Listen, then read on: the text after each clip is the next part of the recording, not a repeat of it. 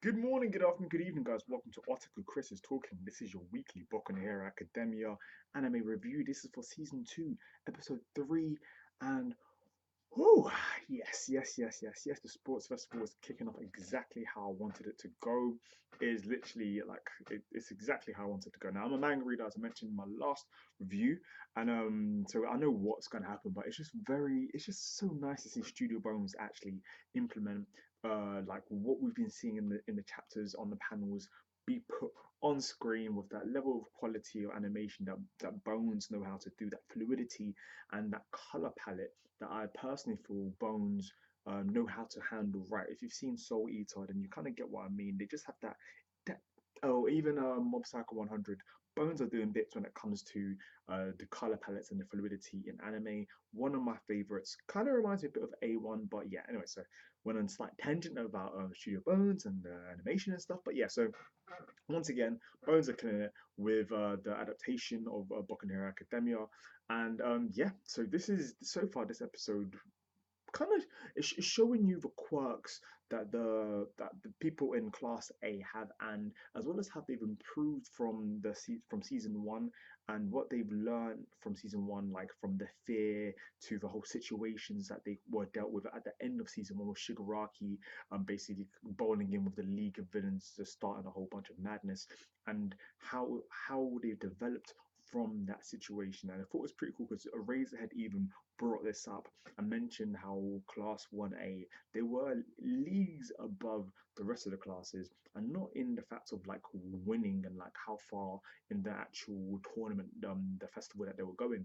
but in how their mindset was and how they managed to stay calm and were less terrified or petrified when certain situations happen, and they were able to keep their cool a bit more compared to the other students who basically spent most of the time in the classroom. So yes, I thought that was pretty fucking hype, and I liked that we got to see how just the dynamics and the developments from season one to season two with Class 1A.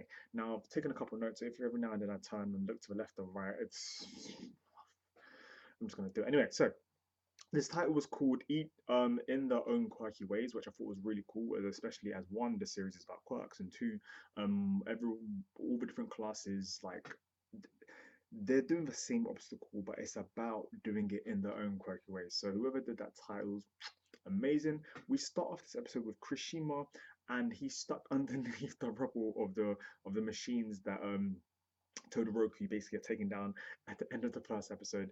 And when you really think about it, it's kind of fucks because like the rest of the class, the rest of the people in the festival were saying, "Oh my god, someone's stuck underneath there. Oh, like who? Like they must be dead." And you just see Kirishima like ah with all his rage, which I think is amazing for you manga readers. You know, Kirishima is doing bits right now. Kirishima is amazing. And for you anime only watchers, I won't spoil it for you guys, but you guys have a lot to look forward to with this character and the rest of Class 1A. And yeah, so Kirishima, he basically kind of breaks out of the ice and he's just proper excited, like, lucky if I would die from that. And what was interesting is we then see, like, seconds after, another character come out from the same, and literally right next to him. His name was Tetsu Tetsu. I think he's from Class 1B. Interestingly enough, his personality was quite a lot like Kirishima's, as well as his quirk was quite a lot like Kirishima's. And even when the whoever's reading, like, what they put again, the narrator, yeah, let's say the narrator of this series, like when he's saying about their quirks, Kirishima's quirks and Tetsu Tetsu's quirk, it's exactly the same, to a point of where Kirishima's like, this is exactly the same fucking quirk. But not only is the quirk the same, the design is kind of the same and the personality is kind of the same. But once again, I thought that was hilarious, and yeah, so we it opens up with him, and then he kind of goes off. Kirishima's ability is hardening, but then Tetsu Tetsu's ability is still, but what they do is practically the same. So anyway, so they can then continue. We then get introduced to several other quirks as well. Some guy who's got tape coming out of his bloody elbow or something like that. He's moving around like Spider-Man. But it was interesting to see how that was. And apparently, he can he can make it the go stretch really long. He can move with it like Spider-Man. He can tear pieces off, or you can use some of it to bind the villains and stuff like that. Bit bland and boring, but hey, it's all about how you use the quirk that's given to you. So I thought that was pretty cool. What else do we get? Momo. Momo. she steals the spotlight for a hot second because yeah, Todoroki took down a couple of the machines, but what I thought was cool was Momo literally like took, was it three or four of them now? If you guys don't remember, Momo's the chick that can recreate, her quirk is to recreate anything. I think that's non-organic. So in this episode, we see her create like a cannon, which literally I don't even know how powerful it is or what the I don't know what the rules are to her quirk. So like we will get information about it, but I do, please forgive me. I really can't remember what the rules are to her quirk. If you remember what the rules are to her quirk and you're an anime watcher, let me know down in the comment box down below, just so then like I can kind of remember. And if you guys are giving me the right comments and things like that, my favorite comment or the comment with the most likes will then be pinned, and I will give you guys a shout out in the next episode because I love it when you guys help me out, especially in the One Piece reviews and things like that. You guys are always doing bits. So doing bits is my phrase today. Doing bits. I'm so tired. I'm so tired. Anyways, so yeah, so Momo was doing bits right now, and like she stole the spotlight for a bit. I find it hilarious where at the end when Momo's coming through, like when like at the whole end of all the courses, you didn't see Minato just holding onto her, and he's like, "Yes, I killed two birds with one stone." He's such a perv. He's always giving me that level of comic relief, that gag relief that I find is so amazing. It really matches the tone of this series, as well as talking about the tone of this series. This series is just amazing because it's kind of like it knows when to be serious, it knows when to give you the in-depth thinking thoughts, and it knows when to have like all the right moments at the right time. And I feel like this is the reason why this series is just doing so well. I mean, at some points, it's at the beginning of the series, it seemed quite extremely cliche because of some of the characters and the designs and this and the powers and abilities. But how it's implemented in this series, I feel like it's been done very well with the characters, the background, the personalities, the plot development, and yeah. So that's that. In this episode, we then get to see the second round and the third round. I thought was we got there quite fast, but I'm kind of happy we got there quite fast because there was a lot to go through in the next few rounds and the next few episodes, and I'm kind of happy that we didn't end up having a whole One Piece anime Toei special where it's literally fucking 2 episodes of scenery and backgrounds and fucking dead animation. So yes, once again, Bones. That's why I love you guys, Bones. You know how to keep the pacing going well. So yeah, the second round was called the Fall. It was literally like it was literally at the top of a cliff, and there's like a tightrope wire from one end of the cliff to the other end of the cliff. And at first I was like, well, this isn't really too special, but it depends on how your quirk is and how you're gonna get across there. During this time, we then get another female who's still to spotlight, and it's a girl from the what's it called again? The support course. Now I don't know her name, but I remember her from the manga, and she does get a nice little bit of spotlight later on. And this girl, literally, she is Inspector Gadget to the fucking T. Like, Ochako is kind of like looking at her like, who is this chick? Like, what is your quirk? And she wasn't saying that, but I could just imagine Ochako just thinking, oh, what the hell is kind of going on here? And this girl here has got her glasses, she's got some jetpacks, she's got some crazy things, she's got all these fucking things left, right, and center. And she's like, this is the time for us to shine. Now, you heroes, you guys always get to go out into the field and always get a shine, always get a time to shine, like in your own way. But for the support course, for them, this like if they're able to kind of keep up to par with the people who have been training to be heroes but with no powers in the slightest. Fucking hell, this is just amazing. This is definitely what they could have to end up progressing in their careers in the future because UAE, if you guys remember, isn't just about heroes. It's heroes, support, business, and everything to do with it. And I feel like that's one thing that makes this series quite good is the school that they're in isn't some dead school where it's just like, oh, okay, we're just going to do this training and the people doing the training are just super strong or super smart or I don't know. It's got a nice dynamic, a nice range of characters with different personalities, and I feel like this is the kind of thing that's carrying the series along. Now, she managed to show her abilities amazingly. She actually says here, we learn students in support course can show off their ideas and skills to the companies watching. And obviously, this is the time when almost every top company in their world will be watching. So the heroes, they'll be watching. Like the top heroes will be watching the the top maybe 5 people, the 5 heroes to see what their potentials are, where they'll be, and like how to and like just I don't know, just to kind of get a rough idea of what the golden eggs potentials are. So I thought that was pretty cool. It's a support course. It's kind of like business companies and all of them will be looking at them thinking, oh shit, like these characters made these, like this weapons and this, that, and this, that. Like it was used efficiently and how it was used was just amazing. So that's pretty cool. Now, at one point, we then get to see Todoroki like just plowing through, continuing to be first place because in the third round, we it's like a minefield. And when I'm going through the minefield, like Todoroki's kind of blitzing through, but then the floor starts exploding. It's kind of oh shit. Todoroki needs to kind of be careful, so he starts tiptoeing. Around that point, Bakugo, poof, poof, poof, he he just starts flying through, and obviously his ability involves him mostly using air, so he doesn't need to touch the ground, which I thought was amazing because it's kind of like, oh shit, now like Todoroki, how's Todoroki gonna move? But yeah, I don't want to give anything away, but we'll get a little glimpse of that later. So yeah, so at one point it was Todoroki versus Bakugo, and whilst they're running through the minefield, they're actually fighting each other, which I thought was really cool. And Bakugo actually says, "You declared war to the wrong person." Basically, salty. Salty. Bakugo was salty as fuck. But yeah, so Bakugo was basically kind of just getting at Todoroki because he's kind of like really pissed off that Todoroki didn't say it to him. And you saw this in last episode when basically Todoroki declares war to Izuku, as I mentioned in my last review. So yeah, so whilst that's kind of going on, Izuku ends up showing his smarts because he's been trying to avoid using his quirk in this past like 3 rounds of the race because it's like, all right, we know that he can't really control his quirk, so whatever he does will be very effective. Fucking, sorry, I knocked my mic. Will be extremely effective, but we do know at the end of it, his arms will fucking flopping around and he's just going to be all in pieces, and he doesn't need that because he needs to know what like he needs to stand out. He needs to kind of keep pushing forward. He doesn't want to keep pushing forward if he's all broken and in front of all the cameras and watching them on TV and things like that.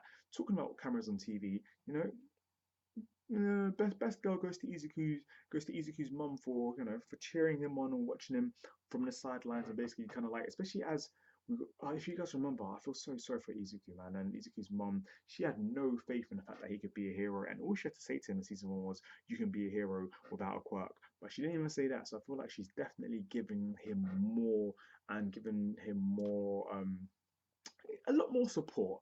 And we definitely saw this in season 1, and I'm happy to see that she's continuing this in season 2 and in these past few episodes. So I love that.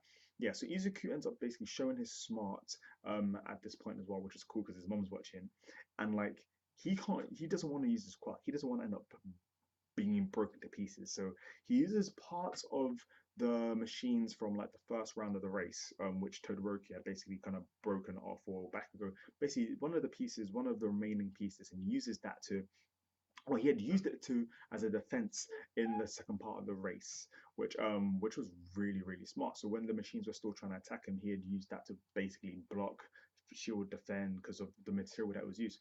So now he then uses that to soar in the air. So at first we see Todoroki and Bakugo near the end of the minefield, and suddenly we just get to see some explosion and some like some small thing flying towards them, and you're like, what is that? And you realize it's Izuku, and then there's like a nice flashback which was done executed perfectly, and it's Izuku basically he's like, okay, cool. He gets the piece of the machine and he starts digging out the mines carefully, and whilst he's digging it out, he's talking to himself. He's basically saying, okay, cool, these mines, they're not strong enough to blow us to pieces, but they're just a slightest touch can end up pushing us forward. So he gets several of them because he knows that he won't die from collecting them, but he needs to be very careful in how he's laid them out. And plus the part of the robot that he's got as well, that will be strong enough to not fucking break to pieces once it hits it. So he uses that to push himself forward, and he just ends up passing way past Todoroki and Bakugo and ends up going near the front of the line. But when he ends up doing that, Todoroki and Bakugo end up realizing, oh shit, we need to basically stop fucking around amongst each other and just keep going forward. So they end up chasing after him and end up even going basically just a tad wee bit in front of Izuku. And Izuku, this part here, I thought was actually one of my favorite parts. Whilst he's falling, because Izuku hadn't thought about the falling part, he thought about the flying part, but didn't think about falling. Whilst he's falling, he ends up getting it and kind of like propelling himself off of Todoroki and Bakugo and landing on a mine to push him forward even more forward. And it's crazy because during this, he didn't actually show his quirk. All he did was show his smarts.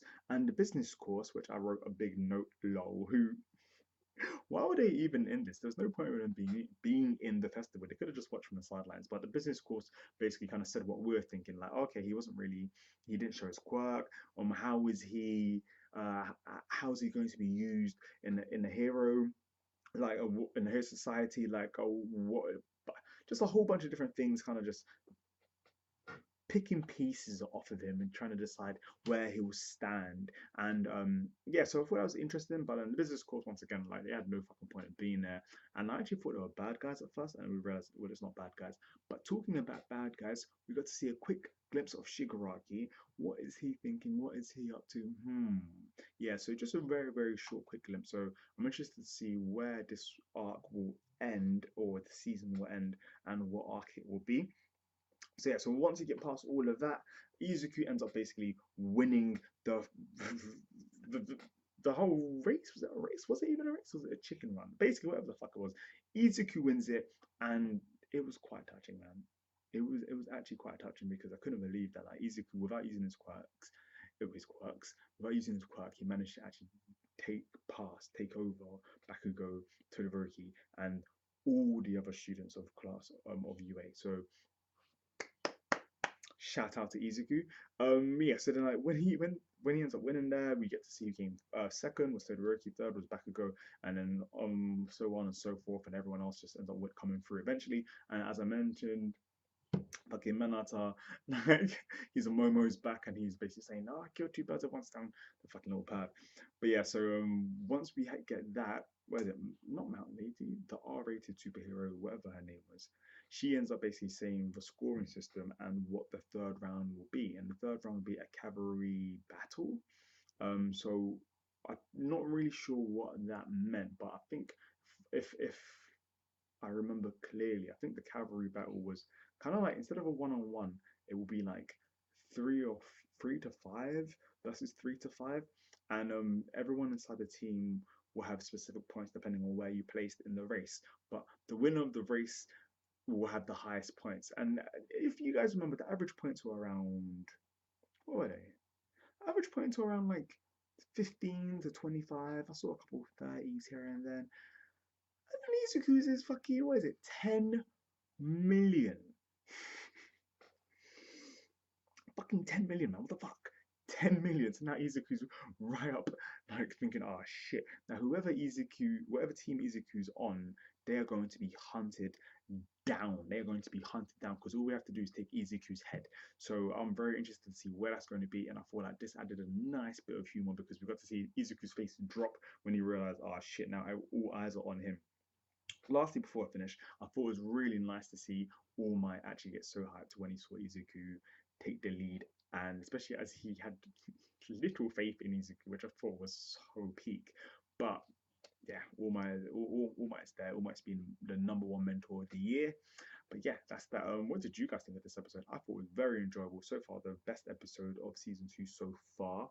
I'm very interested to see how episode 4 is going to go. There are a couple characters here and there who show their faces, just showed a little bit of their quirk, but didn't really show too much. And yeah, who's your favorite person in this episode? Who do you think stood out the most? Were you surprised by how Izuku won it? And what do you think about Izuku's 10 million win? And who do you think will be in this team? So anime people only, no manga people, please, because we don't want to spoil it and shit like that. I hope you guys enjoyed this review, discussion, and whatever the fuck this is called. But yeah, sorry it's late for you people in the UK. I know it's midnight 31. Well, I'm recording at midnight 31, so let's just say it's uploaded at like 1 or 2 in the morning. For you guys elsewhere in the world, it doesn't really matter. This whole part here had no meaning. Also, I'd just like to show you guys my little mascot. Oh, so it was my birthday last week, and one of my friends got me this cute little mascot, a little Saitama. He's the protector of my room. Don't even know why I'm just ending it on this, but yeah. Subscribe to my channel if you like my shit. Weekly Boku no Hero Academia reviews, as you've noticed. I know I've been slacking a bit with my videos. Life has just been a bit much. Don't want to really give excuses, but hey, I work full time, so just kind of trying to find that balance. Hopefully, I can eventually get to a schedule But yeah, so if you do like my reviews and you want to see more from me, do subscribe, turn on your notification bell so you can watch my videos. And I hope I can see can't speak. I hope I can see you guys soon. Peace.